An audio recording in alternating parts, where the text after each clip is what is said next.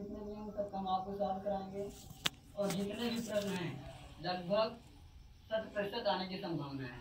ये प्रश्न में से आपके पेपर में आ सकता है। ठीक, मान लीजिए हमारा सबसे पहले 5 नंबर का बहुविकल्पीय प्रश्न होता है। जैसे पहला प्रश्न आपका दिया गया है मॉडल पेपर के अनुसार कि जब क्रिस्टल में ऋणात्मक विकिरण द्वारा इलेक्ट्रॉन फंसा लिए जाते हैं तो वो स्थिति कहलाती है। इनमें आपको 4 ऑप्शन दिए जाएंगे कि फ्रैंकल दोष, रिक्तिका दोष या एफ केंद्र या स्टोइकियोमेट्री ना। इसमें आपका विकल्प कौन सा सही होगा? एफ केंद्र। कौन सा विकल्प सही होगा बच्चों? एफ केंद्र। इसी तरीके से अगर अगला क्वेश्चन हमारा लिखा गया है कि स्टार्च के जल अपघटन से बनता है लैक्टोज, फ्रक्टोज, मल्टोज या सुक्रोज ना। इसमें आपका ऑप्शन कौन सा सही होगा?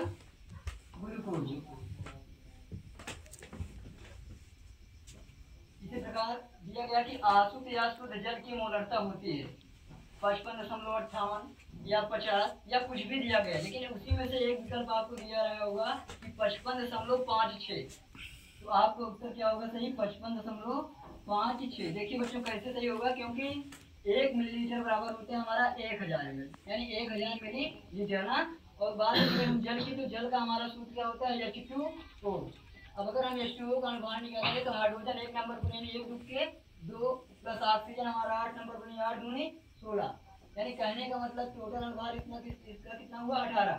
अब अगर हम 1000 में अगर 18 से भाग कर देंगे तो 18 पंचे 90, 18 पंचे 90, 18 पंचे 55.56। तो हमारा विकल्प कौन सा सही होगा? 55.56। ठीक, इसी प्रकार जैसे हमारा क्वेश्चन लिखा गया कि ए बी सी डी के विभव क्रमशः दिए गए हैं 1.5 वोल्ट, 2 वोल्ट, 3.4 वोल्ट तथा -0.76 वोल्ट। तो इसकी घटती सक्रियता का मान, तो देखिए बच्चों सबसे कम वोल्ट किसका है? तो सबसे ज्यादा देखिए पहले पॉजिटिव वाला कौन सा है हमारा? 1.5, फिर 3.5, फिर -0.0, फिर -0.76। कहने का मतलब इसमें विकल्प कौन सा सही होगा? ए,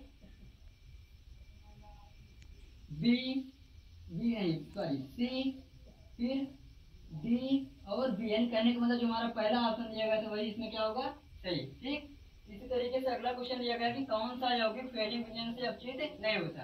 इसमें भी आपको 4 ऑप्शन दिए जाएंगे, जैसे HCHO, CH3CHO, C2H5OH, यानी कुछ भी लिखा रहेगा, लेकिन उसी में से एक ऑप्शन आपको ये भी दिया रहेगा कि CH3COOH। तो बच्चों जो हमारा फेलिंग विलयन के साथ कौन सा तत्व ऐसा है, कौन सा यौगिक ऐसा है जो क्रिया नहीं करता, तो हमारा एसिटी कम होगा, यानी CH3COOH। ये विकल्प आपका सही होगा। ठीक, इसी तरीके से अगला क्वेश्चन हमारा है कि NaCl के क्रिस्टल में Na+ की समन्वय संख्या कितनी है। इसमें भी आपको कई ऑप्शन दिए रहेंगे, लेकिन उसी ऑप्शन में आपको एक ऑप्शन ये भी मिलेगा जिसमें 6 लिखा होगा, तो वही 6 वाला हमारा क्या होगा? सही होगा। ठीक, इसी तरीके से अब आगे क्वेश्चन देखिए हमारा क्या है? बहुविकल्पी जो 2 नंबर के प्रश्न आते हैं। जैसे पहला क्वेश्चन हमारा लिखा गया कि फ्रैंकल दोष या साटकी दोष, फ्रैंकल दोष तथा साटकी दोष में अंतर बताइए, या दोनों की परिभाषाएं लिखिए ना।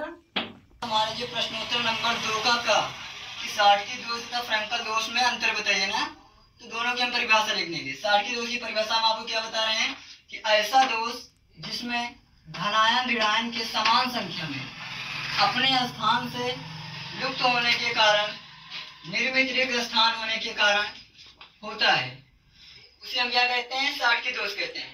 और जो इनकी समन्वय संख्या होती है दोनों की क्या होती है? समान होती है। ठीक, इसी तरीके से अगला क्वेश्चन हमारा क्या है कि फ्रैंकल दोष ना। फ्रैंकल दोष में क्या होता है कि यह दोष जो होता है वो सिर्फ आणविक ठोस में पाया जाता है ना, यह दोष आणविक ठोस में पाया जाता है और इनके आयन अपने वास्तविक स्थान से लुप्त होकर अंतराकाशी में चले जाते हैं। कहाँ पर चले जाते हैं? अंतराकाशी में चले जाते हैं, और इनके आकार में अत्यधिक अंतर होता है। कहने का मतलब जो इनका पहले का आकार होता है वह उससे, और जो उनके अंतराकाशी में जाने वाला जो आकार होता है, इन दोनों में भी बहुत बड़ा अंतर होता है। ठीक, इसी तरीके से अगला क्वेश्चन हमारा क्या है कि राउल्ट का वाष्प नियम बताइए ना। तो अगर राउल्ट का वाष्प नियम की बात करें तो हमारा क्या होगा कि अवाष्पशील पदार्थों के विलयन के लिए वाष्पशील विलयन का दाब उनके मोल प्रवाह के बराबर होता है। कहने का मतलब P0 माइनस PS/P0, यानी N प्लस कैपिटल N, जहाँ N क्या है? स्मॉल n विलेय के मोलों की संख्या है और स्मॉल n विलेय की मोलों की संख्या जब थी तो फैक्टर एन हमारा क्या हो जाएगा, विलायक की मोलों की संख्या। ठीक, इसी तरीके से अगला क्वेश्चन क्या है कि मोलर घूर्णन स्थिरांक।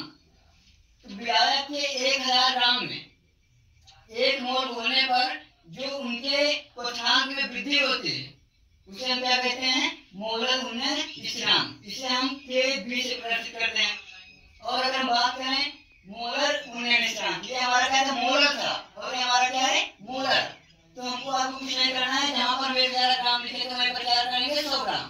ठीक, किसी विलायक के 100 ग्राम में 1 मोल घोलने पर उनके क्वथनांक में होने वाली वृद्धि हमारी मोलर घूर्णन स्थिरांक कहलाती है। इसे हम Kb से प्रदर्शित करते हैं। ठीक, क्वेश्चन नंबर अगला कि कोलराउस का नियम। तो कोलराउस का नियम क्या है कि अनंत तंत्र पर किसी भी पदार्थ की मोलर चालकता उसके धनानु तथा ऋणानु के कुल योग के बराबर होती है। कि लैम्डा इनफाइनाइट बराबर lambda m plus plus lambda m minus, यानी ये धन आवेश और ऋण आवेश जब इन दोनों को हम जोड़ देंगे इसकी मोलर चालकता और दोनों की मोलर चालकता दोनों आपस में क्या बराबर होंगे। अगला क्वेश्चन हमारा क्या है कि विद्युत रासायनिक श्रेणी किसे कहते हैं। जब धातुओं को उनके मान इलेक्ट्रोड के बढ़ते हुए क्रम में रखा जाता है तो उससे जो हमारी श्रेणी प्राप्त होती है वही हमारी क्या है, विद्युत रासायनिक श्रेणी। अभी जो हमारा एक प्रश्न आया था कि ABCD में T-1.5 वोल्ट 2 वोल्ट ऐसे करके दिया था ना, तो उसमें क्या था कि जिसका मान इलेक्ट्रोड ज्यादा था उसको हम उसका क्रम पहले किए, फिर उससे छोटा, फिर उससे छोटा, फिर सबसे छोटा। ठीक, नहीं सुना। अगला क्वेश्चन देखिए, हमारा अगला क्वेश्चन क्या है, क्रिया की कोट किसे कहते हैं तथा कोट और आणविकता में अंतर बताइए ना। तो किसी क्रिया की दर समीकरण में व्यक्त। चाचा, वो हमारी वाली बस आ गई क्या? कौन सी? वो बड़ी वाली। कौन सी? अरे वो जिसमें ऐसी वाली सीट नहीं होती, ये मस्त। अधिकारक की सांख्यता के पदों के कुल घातों का योग होती है। अगर हम बात करें कोट का आणविकता में अंतर, तो जो हमारी कोट ही होगी क्रिया की वो शून्य हो सकती है, लेकिन आणविकता शून्य नहीं हो सकती। इसी प्रकार हमारा दूसरा बिंदु क्या होगा कि कोट हमेशा धनात्मक होती है, लेकिन आणविकता धनात्मक भी हो सकती है और ऋणात्मक भी हो सकती है। फिर कोट जो हमारी होती है वो भिन्नात्मक होती है, भिन्न में ही आएगी, भिन्न में भी आ सकती है, लेकिन जो आणविकता होगी वो हमेशा पूर्ण संख्याओं की जैसे 1 2 3 4 है, वो भिन्नात्मक नहीं हो सकती। इसी प्रकार अगला हमारा क्वेश्चन जो मोस्ट इम्पोर्टेंट है कि हार्डी-सूजे का नियम क्या है ना। तो अगर हम हार्डी-सूजे के नियम की बात करें तो इसमें बताया क्या गया है, हार्डी-सूजे ने क्या बताया कि विपरीत आवेशित आयनों की संयोजकता उतनी जितनी अधिक होगी, विपरीत आवेशित आयनों की संयोजकता जितनी अधिक होगी स्पंदन क्षमता उसकी उतनी ही अधिक होगी। जैसे मान लीजिए एल्युमिनियम हुआ, एल्युमिनियम क्या होगा कि 13 नंबर पर इसमें +3 आवेश पाए जाएंगे। एल्युमिनियम की स्पंदन क्षमता ज्यादा होगी किससे, सोडियम से, क्योंकि सोडियम पर 1 धन आवेश पाया जाता है और एल्युमिनियम पर 3 आवेश पाया जाता है। ठीक, इसी प्रकार अगला क्वेश्चन हमारा क्या है कि पेप्टीकरण टिप्पणी लिखना है। तो पेप्टीकरण क्या है कि किसी ताजे अवक्षेप में विद्युत अपघट्य मिलाकर उसके क्लोराइड विलयन में जो परिवर्तन किया जाता है वही हमारा क्या है, पेप्टीकरण। कहने का मतलब बच्चों जैसे दूध से दही बनना, यही सब है हमारा पेप्टीकरण की परिभाषा के मुताबिक उदाहरण। ठीक, इसी प्रकार टिंडल प्रभाव, जब आप किसी कोलाइड विलयन में प्रकाश पुंज यानी प्रकाश की किरणों का समूह जब आप कोलाइड विलयन में भेजते हैं तो देखते हैं कि जो पिछला मार्ग होता है वो सब पूरा नीला दिखाई देने लगता है, और उसमें क्या होता है कि एक समूह का आकार बन जाता है, और यही परिघटना अर्थात यही प्रभाव कौन सा प्रभाव कहा जाता है, टिंडल प्रभाव। अब अगर हम बात करें ब्राउनी गति की, तो किसी भी विलयन की टेढ़ी मेढ़ी गति ना, किसी भी विलयन की टेढ़ी मेढ़ी गति क्या कहलाती है, ब्राउनी गति कहलाती है। क्वेश्चन नंबर नेक्स्ट, उत्कृष्ट गैसें क्या होती हैं, इनका उदाहरण बताइए और इनका उपयोग भी बताइए। तो बच्चों उत्कृष्ट गैसें मतलब अक्रिय गैसें, जो गैसें किसी अन्य गैसों के साथ क्रिया नहीं करती उसे हम क्या कहते हैं, उत्कृष्ट गैसें या अक्रिय गैसें। इसका उदाहरण जैसे हीलियम हो, तो हीलियम का उपयोग कहाँ करते हैं, गुब्बारे में और गोताखोरों में। इसी तरीके से अगला हमारा क्या हुआ, नियान, नियान का उपयोग कहाँ करते हैं, विसर्जन नली में, या फिर जो हमारी दीप बल्बें लगी होती हैं जो चमकदार होती हैं, जो कई रंगों में परिवर्तित होती है, उनमें प्रयोग किया जाता है नियान का उपयोग। ठीक, क्वेश्चन अगर हमारा क्या है कि संक्रमण तत्व क्या है, अर्थात ये रंगीन गुण ही प्रदर्शित क्यों करते हैं। तो द्विपराग में जितने भी तत्व पाए जाते हैं वो सब क्या होते हैं, संक्रमण तत्व कहलाते हैं। ये रंगीन गुण इसलिए प्रदर्शित करते हैं कि जो डी कक्षक के अल्पमित इलेक्ट्रॉन होते हैं वो प्रकाश को अवशोषित कर लेते हैं और डी कक्षक के निम्न स्तर वाले ऊर्जा से उच्च स्तर वालों की ओर जाते हैं ना। यही कारण है कि द्विपराग के तत्व जितने भी होंगे सब कैसे दिखाई देंगे, रंगीन दिखाई देंगे ना। और D1 से लेकर D9 तक के तत्व सब रंगीन दिखाई देते हैं।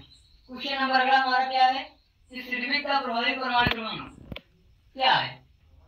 तो कोई धातु उतनी ही संख्या में आबंध बनाता है जितना कि उसके संकुल के चारों तरफ इलेक्ट्रॉन पाए जाएंगे। अगर संकुल के चारों तरफ इलेक्ट्रॉनों की संख्या अधिक होगी तो बंध उसका ज्यादा बनेगा, अगर इलेक्ट्रॉनों की संख्या कम होगी तो वह कम बंध बनाएगा।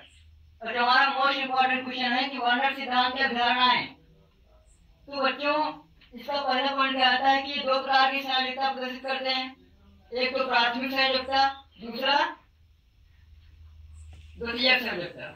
और जो हमारी प्राथमिक संयोजकता होती है वो हमेशा आयनीय होती है और जो द्वितीयक होती है वो हमेशा अनायनीय होती है।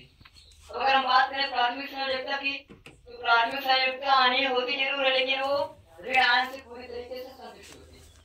ठीक, इसका पॉइंट हमारा क्या है कि संरचना है कि CO जो है वो डबल बॉन्ड के माध्यम से क्लोरीन को जोड़ा है 2 बार और 1 बार Cl के माध्यम से सिंगल बॉन्ड ना।